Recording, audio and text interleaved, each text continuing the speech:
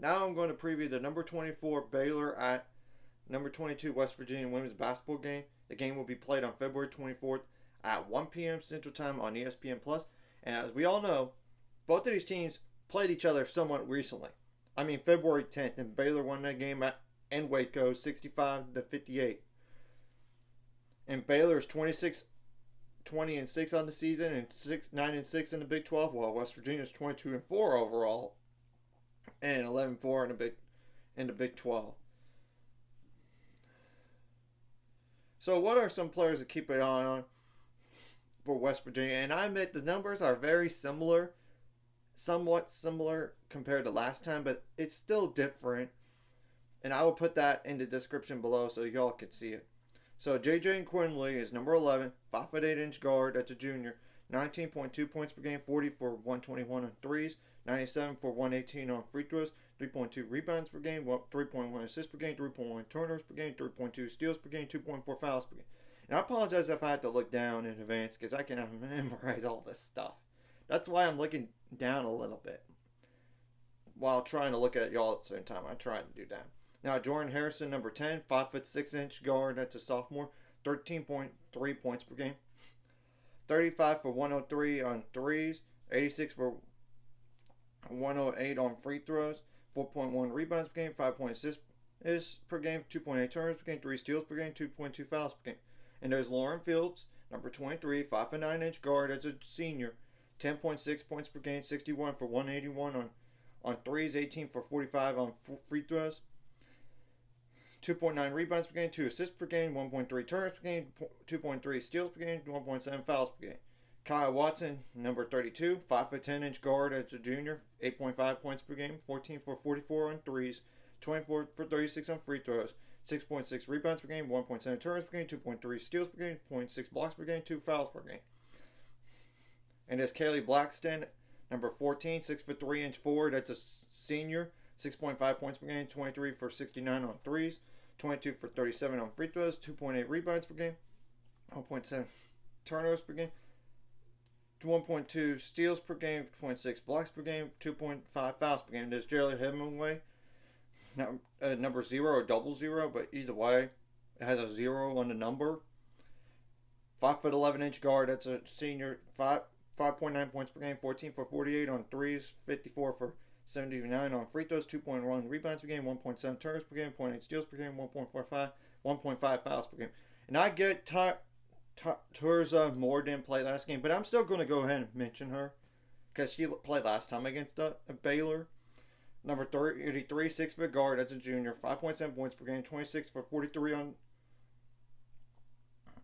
on free throws, 3.9 rebounds per game, 0.8 turnovers per game, 1 steal per game, 1.3 fouls per game. And there's Tavi Diggs, number 21, 6'1" forward. That's a senior, 5.5 points per game, 10 for 17 on free throws, 3.4 rebounds per game, 0.8 turnovers per game, 0.7 blocks per game, 1.5 fouls per game. And there's Danelle Agarababu, Arigbabu. I apologize if I butchered that name. Number 8, 6'4" forward. That's a junior. 3.3 points per game, 15 for 21 on free throws, 0.7 turnovers per game, 0.6 blocks per game, 1.7 fouls per game. And there's Messiah Hunter, number 13, 6'2" forward. That's a sophomore, 1.9 points per game, 2 for 3 on threes. And I guess she might not have played last game or some of these players. I just know it for sure Tarzan Moore, but you get the whole point. I'm still going to go ahead and mention them. 8 for 15 on free throws, 0.7 turnovers per game, 0.7 fouls per game. And I'm going to tell you what. West Virginia is coming off this game after an overtime loss to Kansas State.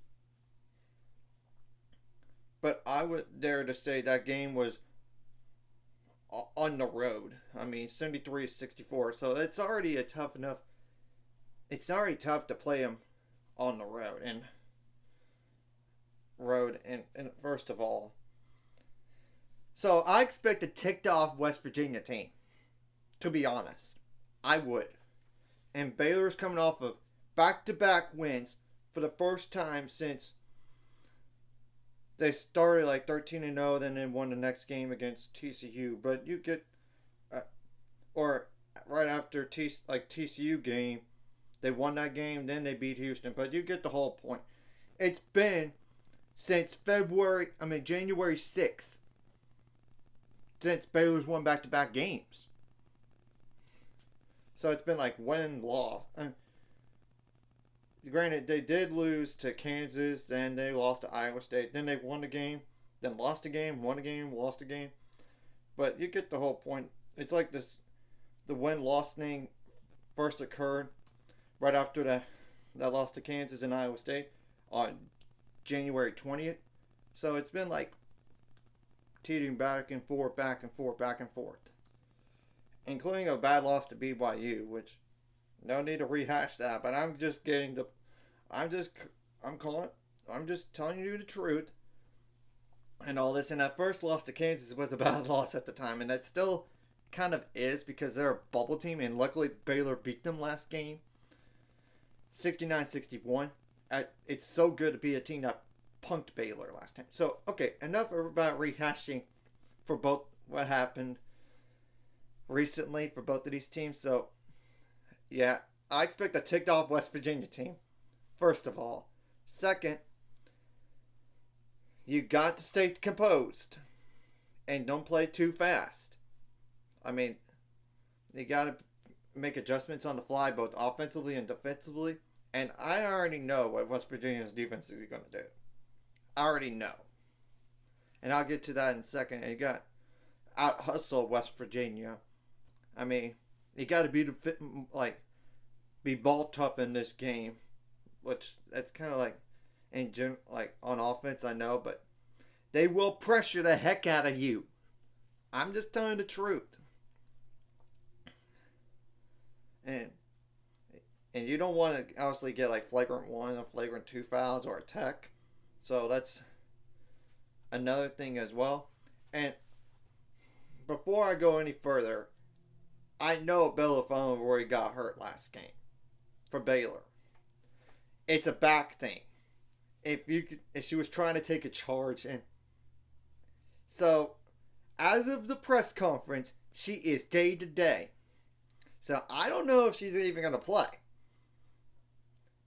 at this point. And I'm just telling the truth, but maybe there'll be more information coming out at the coaches show later on. But you know, I'm just going to make that clear.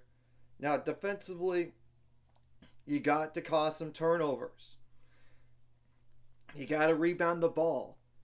Because that has been a problem when Baylor has lost some games this year, is the rebounding. And yes, I know they won games despite getting out-rebounded, but that's what has happened in most of the losses. So you got to limit those second chance points. You got to limit the points out turnovers. That's what West Virginia lives off of at times. I'm just telling the truth. Look at the numbers. It says otherwise. You got to contain the shooters, contain the slashers. And I would dare to make West Virginia three-point shooters take long twos instead. And obviously you don't want to give up a clean, wide-open layup either. But you get the whole point. And all this. And make them shoot below 40% from the field and below 30% on free throw. From the three-point line as well. You don't want them to live at the free throw line either. Because that would mean you're in a bonus. Or you're fouling like jump shots or layups. But I'm getting the whole point. And you got to limit your foul trouble across the board. That's one thing I forgot to mention across the board. But you get the whole point. While getting them in foul trouble. Especially their better players. For example, like a J.J. Quinterly. For example. That Harrison player. Yeah, that's another example. So, yeah, I'm just telling the truth about this. And you got to limit the fast break points as well. So, and somewhat in points in the paint, but they shoot a lot. They shot 23 threes last time against us out of 65 shots. But still, you don't want to let them live in the paint. And luckily, they don't have a 6'6" girl. Compared like Kansas does. I'm just telling the truth. Point blank in the face about it. Obviously, You want to get some steals, just try to make every shot difficult and make them uncomfortable. I mean, and that's the truth about this. And another thing I would say on defense, try to disrupt them, as in you're not going to get your shot tonight. I mean, that's the thing. If they make a hard shot, they make a hard shot. But I'd rather make them take the hard shots, in theory, and draw some charges if possible. But I know you want to limit your foul trouble. I get it. Now, offensively, you got to take care of the ball. That's what they're going, and they're going to do full court pressure right off after every single make, whether it's a free throw or a field goal. I'm just telling the truth. Then they'll go back to their zone, and they might play man-to-man defense at times. And you got to do well against their zone. That's kind of what we did last time against West Virginia. So you got to make adjustments on the fly, like I said, on both ends of the court. You got to get some offensive rebounds and then get some second chance points. And, of course, getting some points on turnovers, because sometimes your best offense is from your defense. I mean, and get some fast break points as well. And you got to do a really good job in press break. And you don't want to have like illegal screens or anything like that. You got to get some points in the paint. Some. And you got to make every single free throw count, too, when you get to the line. You got to make them count. So that's another deal in this game here. I'm trying to think what else offensively I could say besides naming certain individuals need to step up and everything. But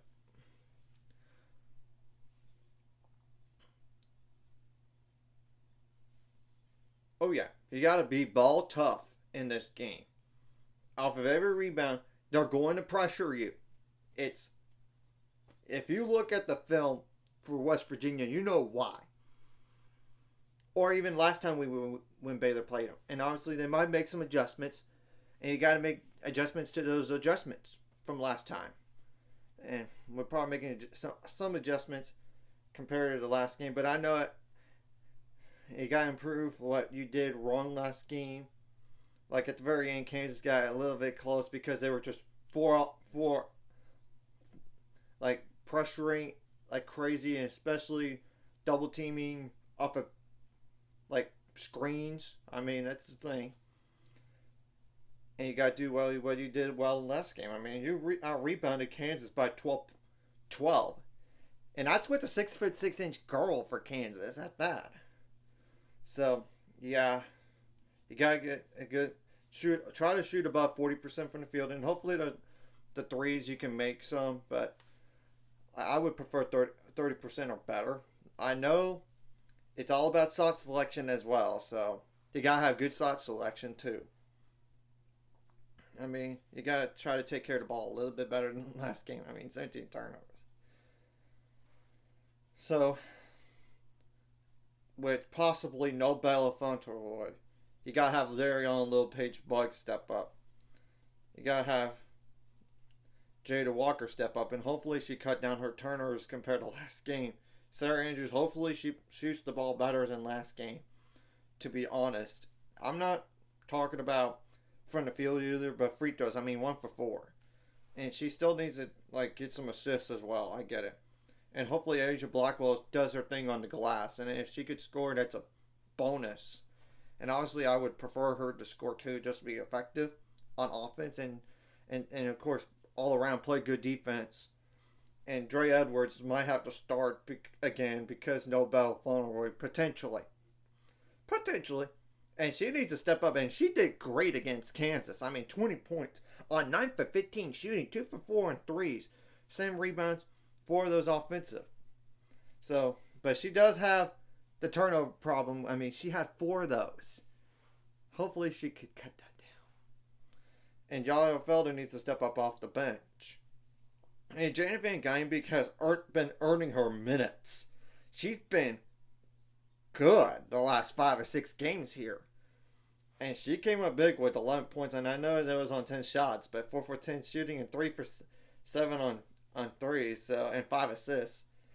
And but you get the whole and 2 turnovers, so and maybe because Nobel Fauneroy, you might play Katarina Ferreira some or Danae Fritz, but you get the whole point.